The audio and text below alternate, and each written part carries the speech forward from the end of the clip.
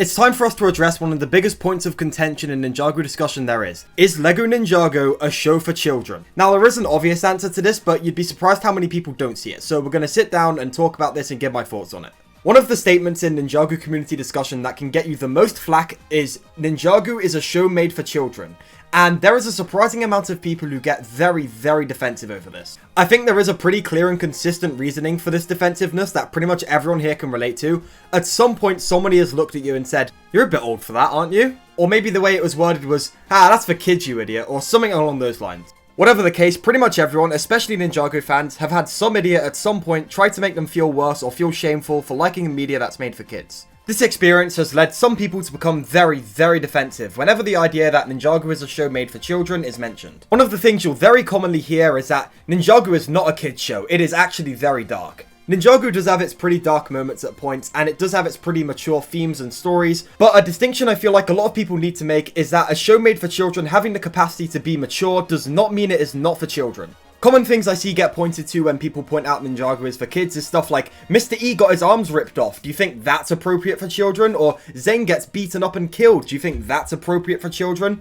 And just examples of cartoon violence. Whenever people point out injuries and violence in Ninjago, they fail to point out that it's either implied or very cartoonish. For example, when Trimar is killed in Seabound, it is done with a cartoony power blast and there is not a single wound on his body. Or with cases like what the community has dubbed as Zane abuse or Mr. E getting his arms and legs ripped off, what people need to realize is that these are robots. A common thing that kids shows do is that they do all of their violence in the show on robots so they can get past censors. Another example of a children's cartoon doing this is Samurai Jack. Pre-season 5, in which the show was bumped up to being a full-on adult show, Jack, the show's titular protagonist, would fight exclusively robots, because children's shows cannot get away with showing humans getting their limbs cut off on show. But with robots, due to the lack of blood and general gore associated with cutting them up or tearing them apart, children's shows like Samurai Jack or Ninjago have no problem ripping them to pieces or cutting them to bits. Because the censors associated with making a kids TV show have no problem with that. The next thing we need to talk about is death within the context of Ninjago, because pretty much whenever this conversation comes up, one of the first thing people do is point to certain character deaths, such as Mr. E, Harumi, etc.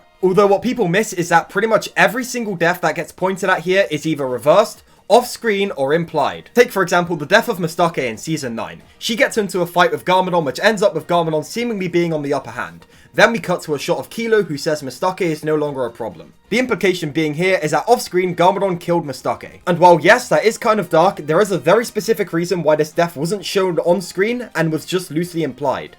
Because the show's primary demographic is children who buy LEGO sets. This is also very likely to be the same reason that whenever one of the main ninja dies, it's very quickly revealed to be either a fake out or is reversed, because it would upset the children if it was a long-standing change. This may come as a surprise to a lot of people, but this is also the reason why Ninjago isn't afraid to be immature, goofy, and or make jokes at times. Whenever Ninjago caters to its primary demographic, one of the first things I see is the people complaining about how Ninjago isn't a kid's show, complaining about how Ninjago is being a kid's show. An example of this is the Legacy Reimagined series of shorts. A lot of people complained about how A Day in the Life of a Golden Ninja is too childish, because obviously Ninjago isn't primarily aimed at children. However, when you look at the views of the Legacy Reimagined shorts, Day in the Life of a Golden Ninja is the most viewed by far. It's almost like LEGO as a primary demographic. On top of this, Ninjago TV show creator Tommy Andreasen has said several times that the primary demographic of the show is children first. With some direct quotes from him reading, "The show is primarily there to entertain kids," or "Ninjago is a show for kids. We prefer to entertain rather than explain." Often that's your answer. We like older kids too, but actual kids are our priority. I think it's very hard to argue that Ninjago isn't for kids when the creator of the IP said actual kids are our priority, but if you want to try, I mean, go for it. However, the thing I really want the Ninjago community to take away from this discussion is that being a kid show does not at all mean being a bad show. There is so much fantastic media out there that's made towards children first, and it does not impact its quality at all. Examples of this are Regular Show, Adventure Time, Gravity Falls, the Mario series, hell, the highest rated video game of all time is a children's game. I think Ninjago fans really need to learn that being a show made for children does not at all translate to being a bad show. Ninjago is pretty undeniably a kid's show, but that does not change the fact that it is really, really good. And despite being a kid's show and having all the restrictions that go with being a kid's show, it's still able to cover some really interesting themes such as PTSD, identity, the weight of expectations, amongst other things. I think what people need to be saying, rather than going, Ninjago is not a kid's show, it's really dark, see? What you need to be saying instead is, yes, so what, it's a kid's show, it's a good story, who cares? The fact that the Ninjago show creators were able to fit so many complex themes and actually write a good story out of a kid's show with those limitations is something that should be commended in my opinion, rather than being something that's constantly ignored and or denied out of embarrassment. What do you think though? Be sure to let me know in the comments down below if you agree or disagree with me on this, and let me know your thoughts.